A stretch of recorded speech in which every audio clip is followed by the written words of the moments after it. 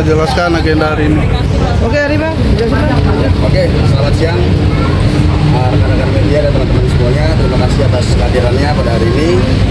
Jadi pada hari ini tanggal 24 Maret tahun 2025 kita baru saja masukkan laporan kepolisian melalui SPKT Polda Metro Jaya dengan dugaan tindak pidana pasal 170 junto 335 junto 167 KUHP yang mengakibatkan kerugian pada klien kami atau pada Ibu Ai atau pada Ibu Iren yang dengan nama terlapornya itu inisialnya itu DJ yang konon katanya terlapor ini dulu 2014 sebagai Miss Indonesia dan masuk kategori Miss Favorit. Ya mungkin untuk kelanjutannya untuk kronologis kasusnya dilanjutkan oleh senior kami Bapak Aloy Ferdinand. Pak. Ya, Bang Aloy. Ya, berkaitan sama kronologis latar belakang dari dibuatkan laporan ini adalah sebetulnya antara klien kami dengan DJ ini didasari kerjasama dengan itikat baik. Cuma belakangan dalam perjalanan baru-baru gitu, ini wujud aslinya kelihatan dari DJ, yang mana tanpa ada suatu pemberitahuan, tanpa ada suatu omong-omongan, tiba-tiba DJ menarik seluruh mesin-mesin yang ada di ruko milik dari klien. Nah, di sini terus berimbas kepada klien kami disomasi untuk diminta ganti kerugian, yang mana kalau mengerucut kepada perjanjian, siapa yang memutus itu diberikan sanksi untuk membayar kerugian sebesar 300 juta. Namun di sini tanpa ada pemberitahuan, tanpa ada apa segala macam, tiba-tiba si DJ ini mensomasi klien kami untuk membayar sebesar 800 juta rupiah, 800 juta lebih lah, dengan perincian yang menurut kami itu cukup mengada-ngada gitu. Terlebih juga kami sampai dilaporkan di Kepolisian Resort Jakarta Utara karena kami tidak bersedia untuk mengikuti apa yang diminta dalam somasi. Klien kami dilaporkan penggelapan dana, dilaporkan penipuan, bahkan dilaporkan juga pengerusakan. Nah, di sini dalam hal pengerusakan itu kaitannya dengan diturunkannya logo dari terlapor, yang mana pemasangan logo itu sendiri yang diturunkan oleh pihak klien kami itu didasari atas logo ini belum punya izin sama sekali. Jadi klien kami takut di kemudian hari ada masalah. Jadi yang pertama. Yang kedua, pemasangan ini tidak diberitahu sebelumnya bahwa yang bersangkutan akan memasang logo di dalam ruangan, khususnya di kamar periksa. Yang ada kalau logo itu kan adanya di depan. Nah, akibat itu semua klien kami dilaporkan melakukan pengusakan. Sedangkan barang yang kami turunkan itu cukup hati-hati dan berdasarkan berita acara serah terima antara klien kami dengan pihak DJ waktu itu karyawannya, dinyatakan bahwa barang dalam keadaan baik dan bisa digunakan. Nah, jadi kedatangan kami ke sini juga karena klien kami ini merasa semenjak peristiwa itu klien kami mengalami banyak dugaan intimidasi, dugaan teror yang kami sendiri bingung dari mana. Tapi kami mengasumsikan bahwa ini datang dari pihak DJ itu sendiri. Karena apa? Karena sebelum ini klien kami belum pernah diteror apa segala macam menyangkut hal ini. Itu aja. Ini. Bang, itu kerugiannya sendiri yang di sana kan mengaku 300. Logo yang dimaksud adalah logo dari brand kecantikannya pihak DJ. Bang, yang di sana kan mengaku kerugiannya 300 atau 800 ya? Kalau 300 itu berdasarkan perjanjian yang disepakati. Jika salah satu pihak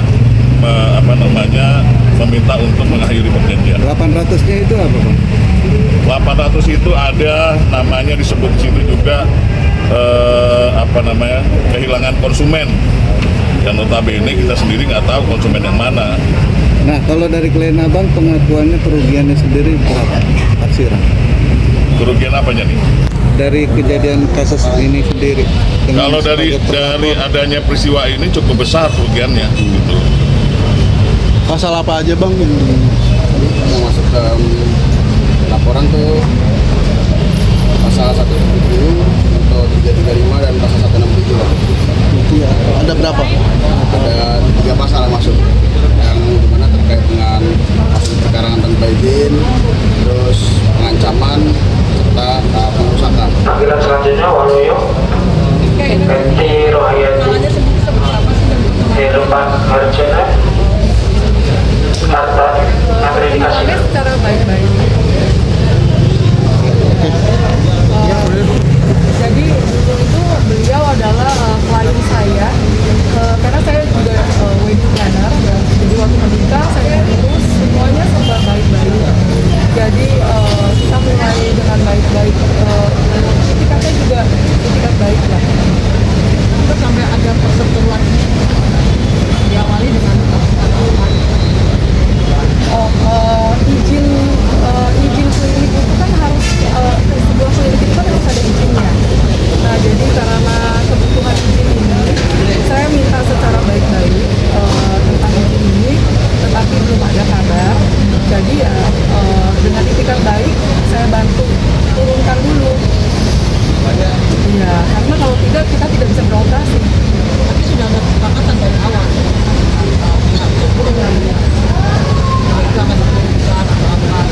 Sudah pernah kita infokan.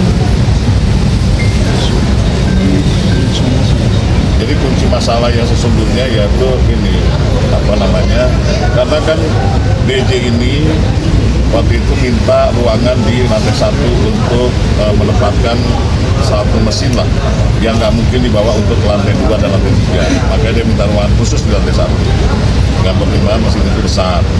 Nah kita kasih mesin itu. Selain kami mempertanyakan dalam perjalanan, kami mempertanyakan mana mesinnya. Nah waktu itu sempat dijawab atau sempat dapat informasi bahwa mesin itu baru akan dipakai Atas nama Nur, ya baru kalau ada konsumen yang Atika atau Jum. alat itu. Nah ini kan di luar dari kesepakatan gitu. Kalau memang harus sifatnya hanya sementara, buat apa ruangan? Klien kami yang punya tempat itu yang merasa dirugikan, lebih bagus ruangan lantai 1 kami gunakan. Maka dari itu kami minta karyawannya untuk memindahkan barang itu ke lantai 2. Terjadilah perseteruan. Di sini tidak ada komunikasi antara klien kami dengan DB. Tiba-tiba esokan harinya yang karyawan dari pihak DB ini kami minta untuk tidak dipekerjakan kembali atau tidak diperkenankan untuk masuk ke kantor kami. Nah itu entah bagaimana siang harinya pihak dari DJ mengeluarkan seluruh mesin yang ada di kantor itu tanpa sepengetahuan, tanpa seizin, tanpa pembicaraan apapun. Sebenarnya kita mencoba komunikasi dengan baik, terkait dengan izin, dan juga sebenarnya sebelumnya itu ada ketidaknyamanan dengan karyawan yang bekerja di tempat kami. Karyawan ini selalu menyuruh-nyuruh karyawan saya. Jadi suasana kerja tidak nyaman. Nah, kami memberikan informasi kepada beliau untuk mengganti karyawan ini, ya satu orang ini. Kalau terkait dengan tadi izin klinik, ya kalau saya rasa memang sesuai dengan peraturan yang harus dijalankan. Kita harus memiliki izin dari dinas kesehatan dan Pemda setempat. Jadi itu hal yang wajar kalau kita memintakan izin pada izin.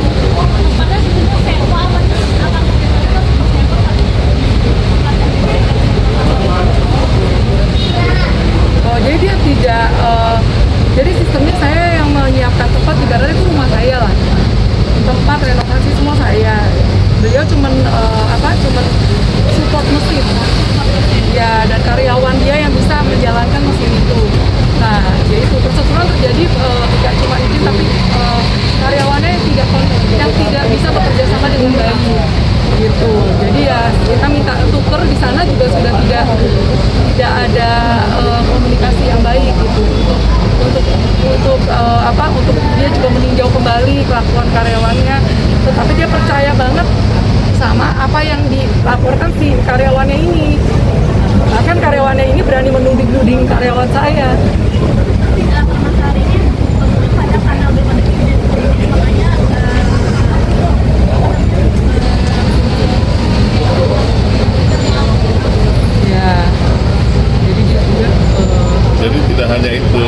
hanya semata-mata izin ya, tapi memang ruangan itu adalah ruangan Ibu Iren sendiri sebetulnya yang diberikan.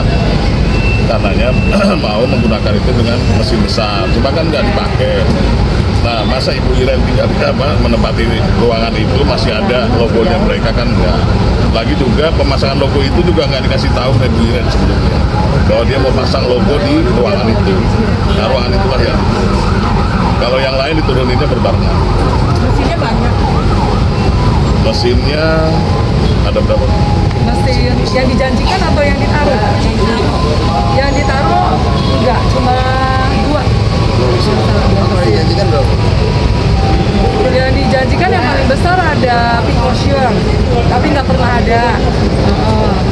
Terus ya ada saya Jadi karyawan kalau sebelumnya kan pihak sebelah kan punya karyawan, nah itu kan memang khusus megang mesin ini atau jadi karyawan ini khusus megang mesin-mesin yang ada, yang 2 mesin itu. artinya sebelumnya memang sudah ada praktek. Sudah pernah, Mundur.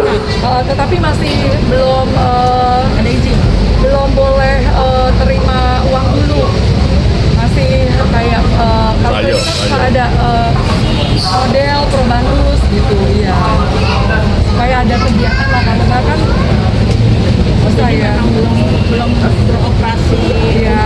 Inilah boleh beroperasi tetapi tidak boleh maksimal karena kan masih statusnya masih terdaftar, belum konkret izinnya keluar. Iya. dan ini baru mau di ini ya. Izinnya sekarang udah keluar. Adanya kapan awal bulan tahun lalu kira-kira dicopot Antara Maret November. kejadiannya November. Rentang waktunya antara Maret sampai November Tahun lalu ya, Bang? 2024. Bang, ancaman atau intimidasi apa Bang yang didapatkan oleh klien? Oh banyak. Contohnya Bang, Coba aku sebutin Bu. Jadi pernah semasa klien kami punya usaha di sana, kami nggak pernah belanja online. Tapi entah bagaimana ada pembelanjaan online yang sifatnya COD dan itu bukan atas order dari kami. Jadi Bu Iren nggak pernah pesan tiba-tiba ada COD orderan sehari, datang iya. dan bayarnya itu COD gitu loh.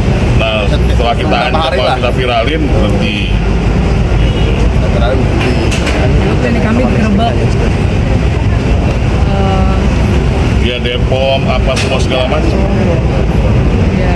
Dibilang bahwa ya klinik kami tidak mempunyai izin sama sekali. Tapi kita buktiin semua ada.